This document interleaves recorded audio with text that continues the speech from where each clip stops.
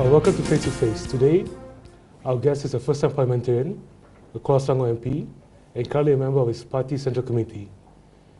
He's also known for heading the party's research department and has been a past member since 1998.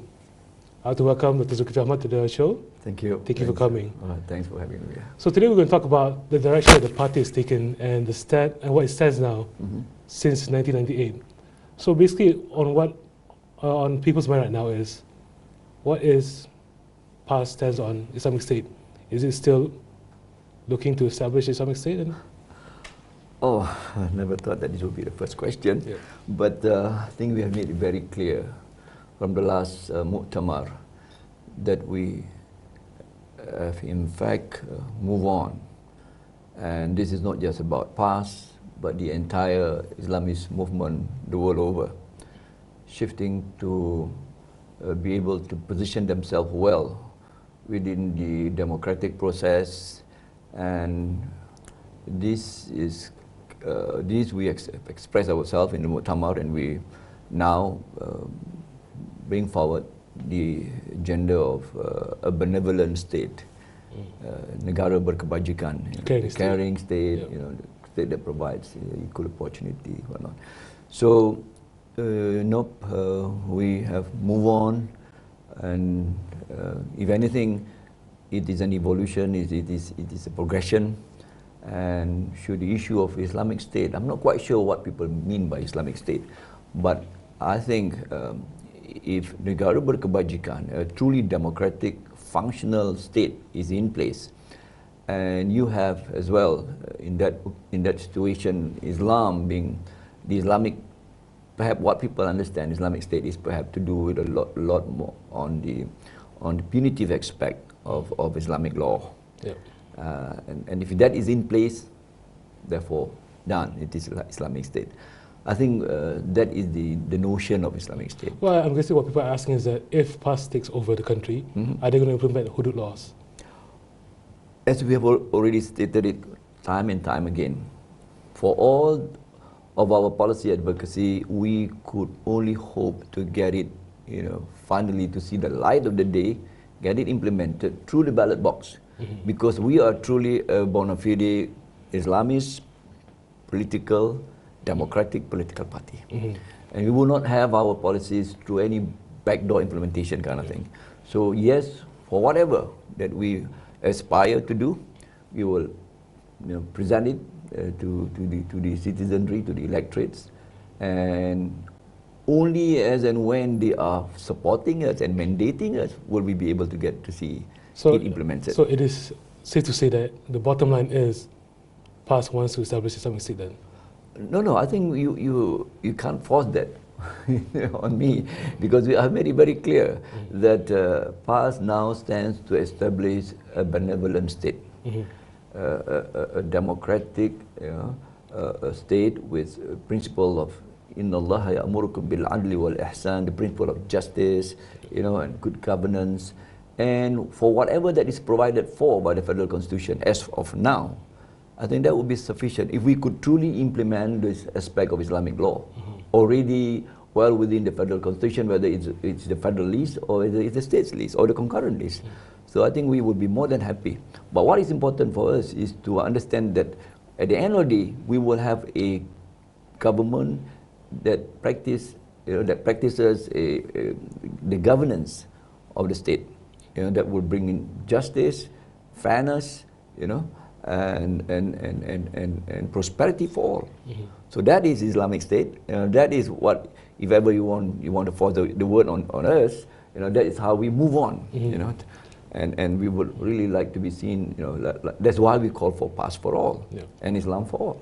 But some have argued, even though you say PAS for all, but incidents in Kedah and Kelantan, I mean, those incidents such as the unisex loon and the entertainment is a reflection of how PAS might rule the country. Yes and no. Yes, maybe because of that incident. Those incidences perhaps would really call on the consistency of PAS to have PAS for all. But let me just say it in no uncertain term that that categorically we, would understand that those are implementation issues. Okay. Yeah, and you have overzealous councillors, and put that in place, because we have been made it very clear that Islamic law will not be imposed on people of other faiths. So, however, time and time again you have, as I've stated earlier, overzealous individuals coming in, and it really brings very much of this dispute to pass credentials. Yeah. And I don't think on one particular occasion and one particular incident that will demolish all our democratic credential all along all these years. So I think it's not quite fair, But I must say that there is certainly a misconception, or rather a perception on that past will go against the slogan of PAS for all and Islam for all. Well, you mentioned about the overzealous members. So, I mean, how does PAS aims to reconcile its party identity with the main stage or the national politics? I think we are much into already identifying and positioning ourselves well within the national politics. We are now, I dare say, at the center stage of national politics. Once upon a time, yes, when we were very much reduced to the northern state or the eastern coast state of Kelantan, Terengganu and Kedah Perlis. But now that we have been thrust into the center stage of national politics, we have to really identify and revisit a lot of things.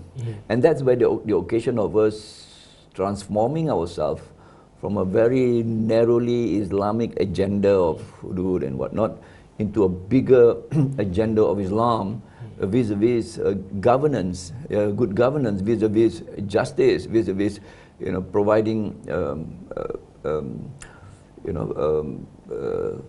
a meaningful democratic engagement. And I think that is what we are doing right now, and I have no qualm to say that this is just not about PAS. It's about Rashid Ghannouchi in Tunisia, it's about Morsi in Egypt, it's about Erdogan in Turkey. So it is a global phenomenon of Islamists, and I dare say that we are not far behind.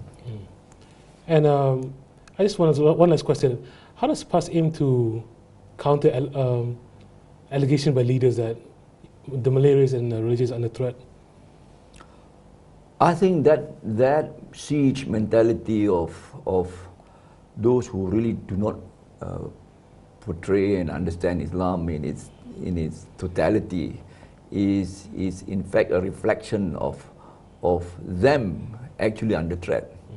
Islam has never been under threat. Islam has always been engaging in a kind of never fear to engage and never engage out of fear kind of approach. Islam, I could quote many verses of the Quran where Allah says, فَبَشِّرْ عِبَادِيَ الَّذِينَ يَسْتَمِعُونَ الْقَوْلَ وَيَتَّبِعُونَ أَحْسَنَهُ. This is a principle of engagement that is always willing to engage.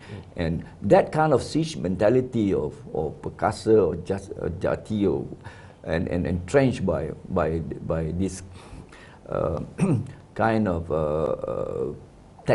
politics of fear, and I think it is very counterproductive to progressing further as a nation. And I think sooner rather than later, it's better for them to come back to understand that Islam is beyond that kind of bigotry and racial narrow-mindedness and religious bigotry of this nature. I think it's so counterproductive to Islamist cause. Okay, thank you, Abi. That's the end of our first segment. Do join us in our next segment where we talk about past, its image and future.